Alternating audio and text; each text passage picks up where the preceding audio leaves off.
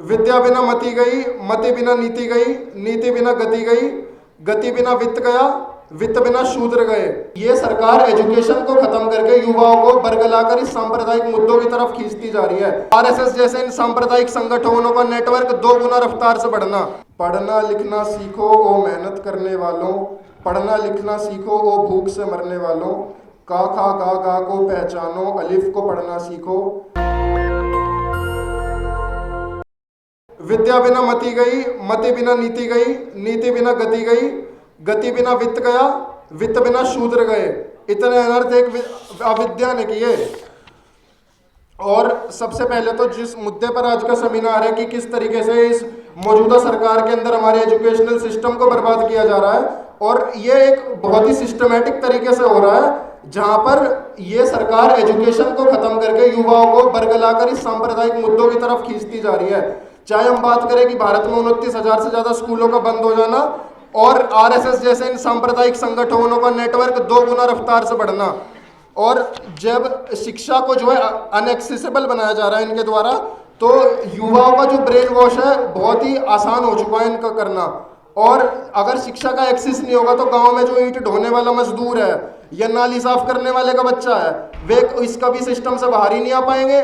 और जो हमारा संविधान बनाया, जो बाबा साहब के हमारे विचार थे, जो देश को प्रगति कराने के विचार थे, उस पे तो हम कभी चल ही नहीं पाएंगे। ये तो पीछे ही घसीटते जाएंगे इसके हमारे देश को इस सिस्टम से।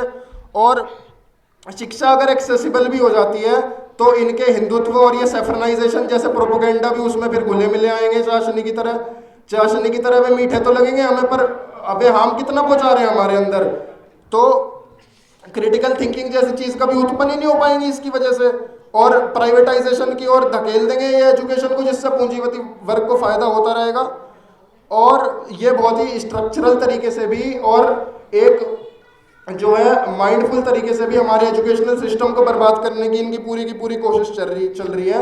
लेकिन आज के भारत को एहसास हो चुका है, आज के भारत का युवा भगत सिंह के विचारों पे चलने वाला युवा है, ये लेनिन के विचारों पे चलने वाला युवा है। ये इनकी इन ट्रिक्स से I would like this to end with poetry by our comrade Safdar Hashmi, जिन्होंने हमें सिखाया कि जो आर्ट होती है वो हमेशा एक रिवोल्ट की तरह काम करती है, और आर्ट को भी सरकार जो कुचलने का काम कर रही है। लेकिन हम सफदर हाशमी के रास्ते पर चलने वाले स्टूडेंट्स हैं, तो हम सफदर हाशमी के रास्तों पर चलेंगे। और इसको मैं उनकी एक पोइट्री के साथ एंड करना चाहता हूँ।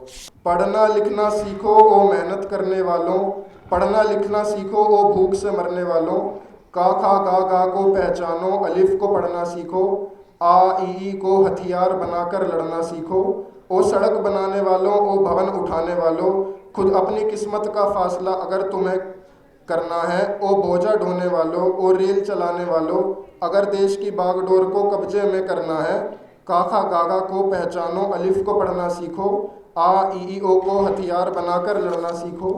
पूछो मजदूरी की खातर लोग भटकते क्यों हैं, पढ़ो तुम्हारी सूखी रोटी गिद्ध लपकते क्यों हैं। पूछो माँ बहनों पर यूं बदमाश झपटते क्यों हैं, पढ़ो तुम्हारी मेहनत का फल सेठ घटकते क्यों हैं। पढ़ो लिखा है दीवारों पर मेहनत कश का नारा, पढ़ो पोस्टर क्या कहता है वो भी दोस्त तुम्हारा। पढ़ो अगर अंधे विश्वासों से पाना छुटकारा, पढ़ो किताबें कहती हैं सारा संसार तुम्हारा। पढ़ो कि हर मेहनत कश को उसका हक दिलाना है, पढ़ो अगर इस देश को अपने ढंग से चलवाना है। पढ़ना लिखना सीखो ओ मेहनत करने वालों, पढ़ना लिखना सीखो ओ भूख से मरने वालों। इनकलाब जिंदाबाद जिंदाबाद, रेवोल्यूशन लॉन्ग लिव। दस्तक की आपसे गुजारिश है कि अगर इसको बचाना चाहते हैं तो नेशनल दस्तक को सब्सक्राइब करने के लिए रेड कलर के सब्सक्राइब बटन को दबाएं, फिर बेल आइकन की घंटी दबाएं। नेशनल दस्तक को बचाने के लिए बहुत जरूरी है कि हर खबर को शेयर करें, लाइक करें, कमेंट जरूर करें।